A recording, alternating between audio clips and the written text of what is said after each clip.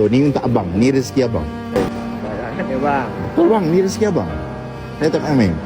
Itu Ni abang punya. betul ke bang? Betul bang. Assalamualaikum. Lemang ya bang? Ya bang. Berapa ya satu? Tapi dia bang. Boleh ya bang? Oh macam tu ya?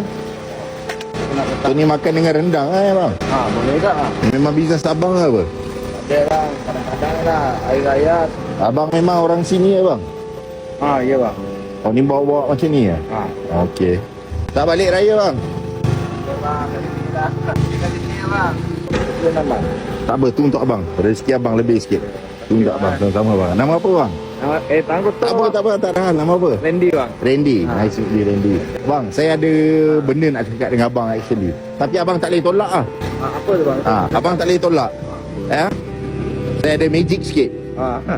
Abang tahu magic tak? Tak tahu. Macam sulap ah. Dia macam sulap ah. Bang, so kat sini ada beberapa ratus. Ya. Okay. So ni untuk abang. Ni rezeki abang. Banyak ya bang. Betul bang, ni rezeki abang. Saya tak main. Itu Tak ada apa. Ni memang abang punya. Ni abang punya. betul ke bang? Betul bang. Ni ikhlas bang saya bagi. Okey. Ni rezeki abang. Okey. Memang hari ni rezeki abang. Ya. Allah hantar saya.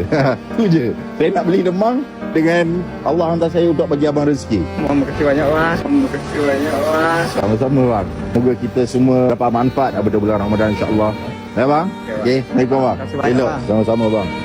Bang, tadi saya nampak ada dua budak kecil tu. Dia tengah beli minyak bang. Siapa tu? Nak pancing. Ni untuk diorang bang. Bagi duit raya untuk diorang Terima kasih bang.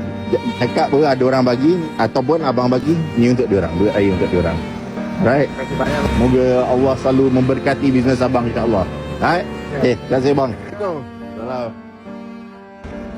Allahu Akbar. Inilah kisah Abang Lemang Lori, raya jauh dari keluarga demi mencari rezeki.